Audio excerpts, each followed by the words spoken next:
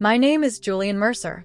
I'm 28 years old, born and raised in Seattle, Washington, a city where the rain can turn glass towers into ghosts, where people hide behind politeness and coffee cups, and where even love sometimes feels like something spoken through fog. This is the story I've never told anyone. I call it "She Texted Me During Dinner." Come to the kitchen alone. It happened on a Thursday in November, the kind of cold evening when the city lights looked sharp enough to cut through you. By then, I had been with Claire for almost 2 years. If you had asked anyone who knew us, they would have said we were steady, serious, the kind of couple that had survived enough small storms to believe we were built for the larger ones. Claire worked in corporate communications for the same architecture firm where I was a project manager, which was how we met, over a ruined presentation, a dead projector, and a joke she made under her breath that nearly got us both in trouble. She had that kind of wit. Quick, dangerous, impossible not to love. And I did love her. In the way a man loves a woman not just because she is beautiful, but because she makes the room feel more honest when she walks into it. But there are seasons in a relationship when nothing visibly breaks, and still everything begins to shift. The month before that dinner, Claire had started pulling away in ways subtle enough to deny. Her smiles came half a second late. Her phone was always face down. She stayed longer at the office, even on days our entire floor emptied out by 6. When I asked if something was wrong, she would touch my wrist and say, "I'm just tired, Jules." It should have reassured me. Instead, it made me afraid. Because tired is a word people use when the truth is too sharp to hold in their mouths. That Thursday, my mother had invited us to dinner at her house in Queen Anne. It was the first time in months she had sounded warm on the phone. My mother and Claire had always maintained a strange peace, never quite close, never openly hostile, just careful with one another in that quiet, feminine way that made me feel like I was missing an entire language. After my father left when I was 19, my mother developed a habit of measuring people by how likely they were to leave next. Claire, who never over-explained herself and never begged to be liked, made my mother uneasy. Still, my mother insisted.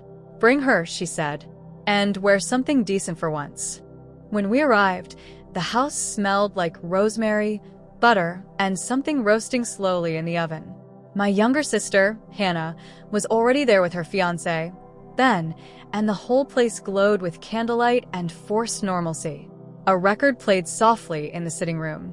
Rain whispered against the windows.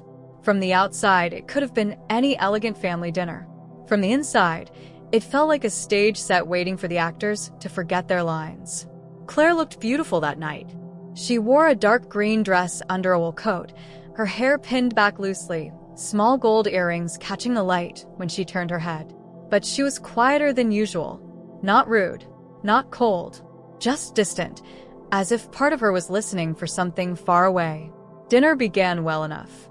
Ben told a story about a client who had accidentally sent his tax return to the whole office. Hannah laughed too loudly. My mother refilled everyone's wine as if generosity could keep the evening from slipping.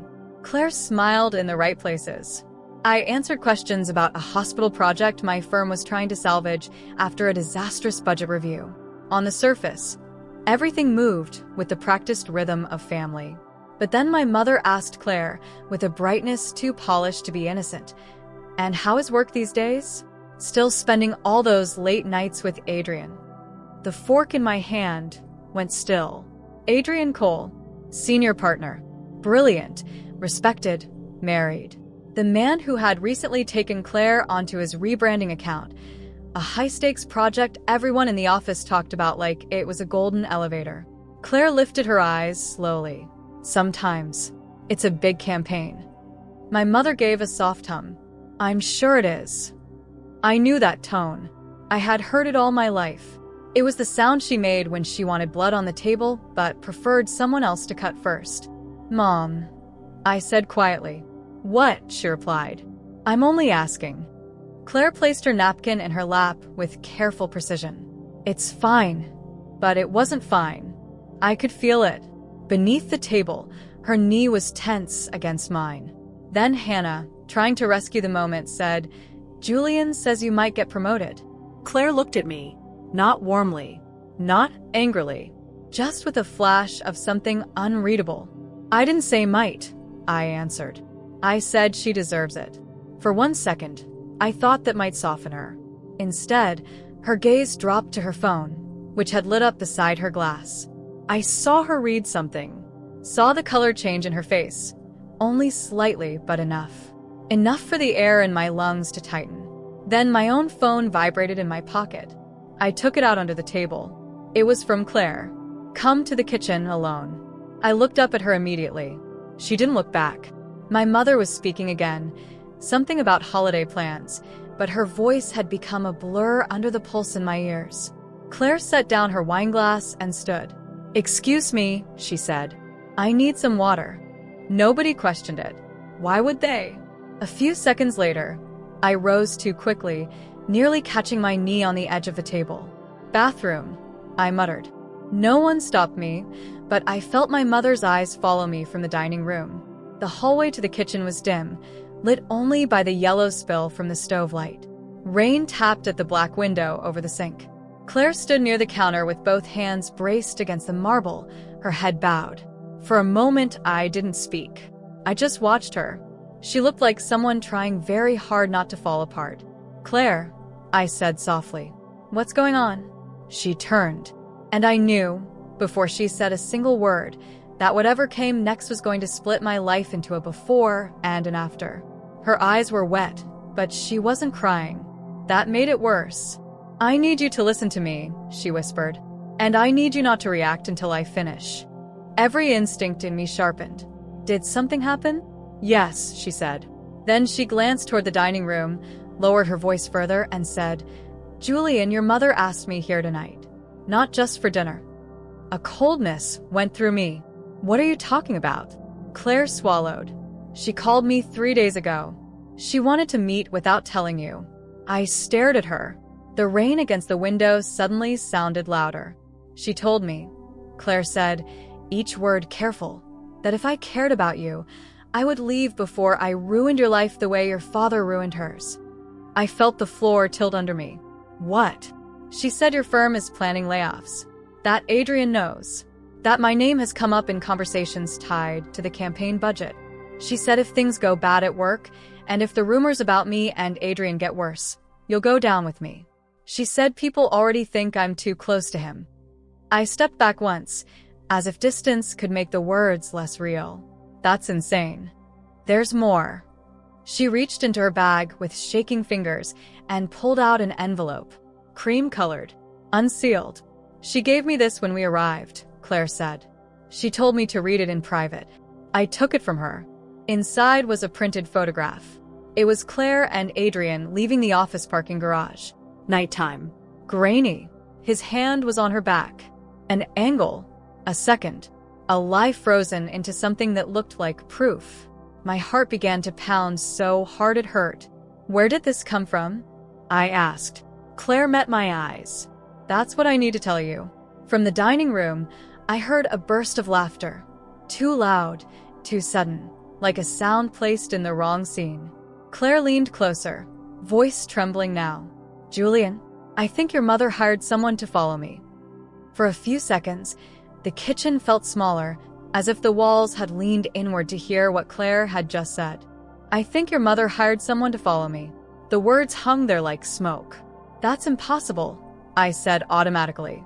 But even as I said it, something cold moved through me.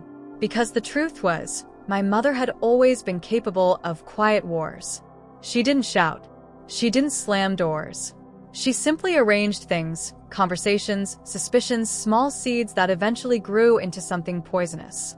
Claire watched my face carefully. "I didn't want to believe it either," she said softly.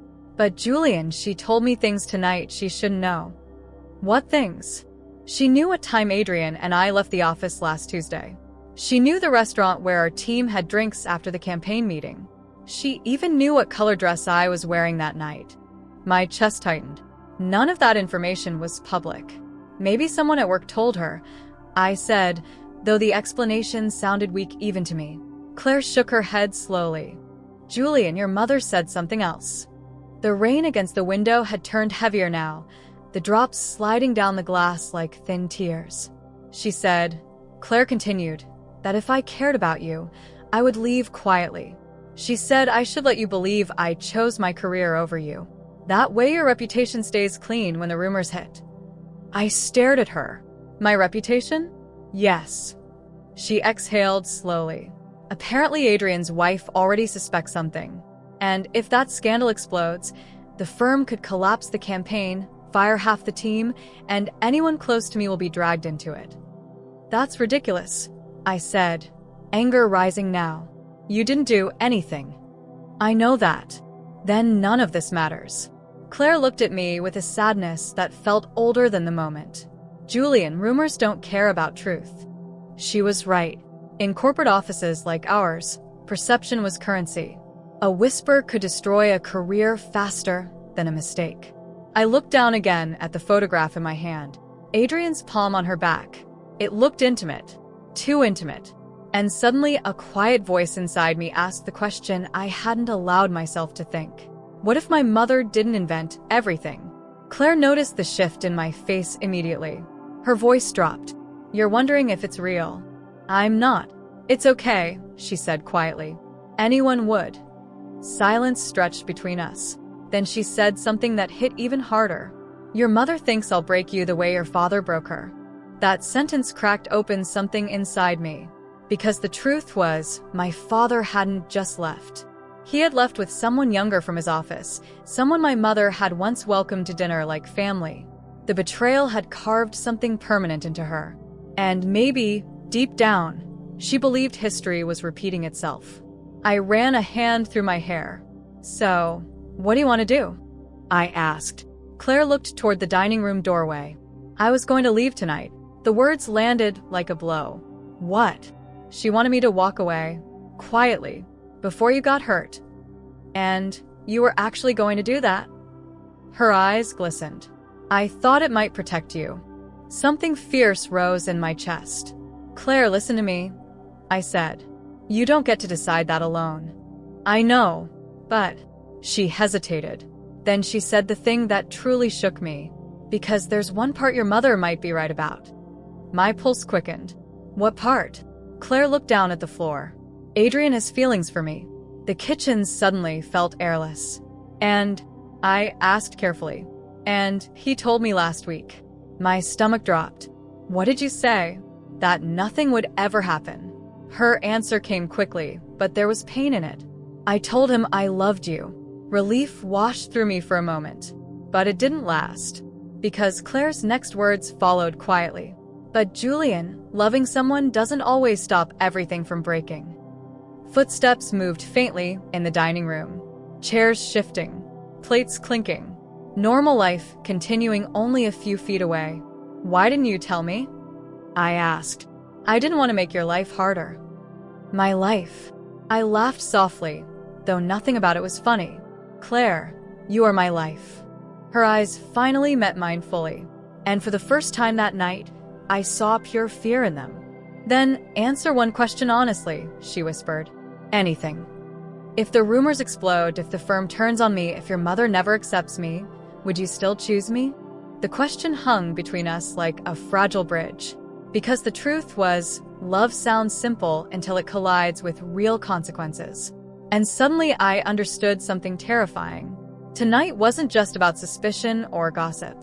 It was a test of loyalty, of courage, of whether love could survive pressure from every direction. I stepped closer to her, close enough that I could see the tiny scar on her eyebrow from when she fell off a bike at 16, the scar she hated, but I secretly loved. Claire, I said quietly, look at me. She did. I don't care what my mother thinks. I placed the photograph on the counter. And I don't care what Adrian thinks. The rain hammered harder against the window. But there's one thing I do care about. What? She asked softly. Whether you believe in us enough to stay. For a moment, she didn't answer. Her hands trembled slightly against the counter. Then she whispered something that changed the entire night again. Julian, there's something else you need to know. My heart sank. What? She took a shaky breath. Adrian didn't just confess his feelings. A pause. He offered me the promotion. I frowned. That's good, isn't it? Her voice dropped to almost nothing. Only if I agreed to leave Seattle and move with him to the New York office. The room went completely still, because suddenly everything made sense. The rumors, the photograph, my mother's fear, the pressure, Claire's distance. She looked at me with tears finally forming in her eyes. "I turned him down," she whispered. Then she added quietly, "But if this destroys your career too, I don't know how we survive it." At that moment, my mother's voice called from the dining room. "Julian? Claire? Is everything all right in there?" Claire and I looked at each other, and I realized something painful and strange at the same time. Sometimes the real battle for love doesn't happen between two people. It happens between everyone else trying to pull them apart. I took Claire's hand, and for the first time that night, I made a decision without fear. "Come on," I said. "Where?" she asked. "Back to the table." Her eyes widened slightly. "Julian, if there's going to be a war," I said quietly, "I'd rather fight it in the open." We walked back toward the dining room together, hand in hand, and in that moment, I understood something about love I had never known before. Sometimes the bravest thing two people can do is refuse to let other people write the ending of their story. Life has a strange way of revealing truth under pressure. Sometimes love doesn't prove itself in quiet moments or soft words. It proves itself in the courage to stay when leaving would be easier. Because the real test of love is not whether two people fall for each other. It's whether they choose each other when the world gives them every reason not to.